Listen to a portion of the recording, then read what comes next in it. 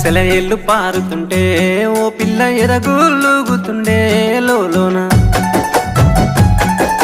నదులన్నీ కలిసినట్టు పిల్లగా నవ్వెంత బాగున్నది నీలోన గాజుల సప్పులు గలుగల్లు మోగంగా గజ్జెల పట్టీలు గంటేసి ఆడంగా వరిగడ్డి మోపు ఎత్తి ఓ పిల్ల వయ్యారి నడుము పవే ఈ వేళ సింగారాలు సిలుకుతూ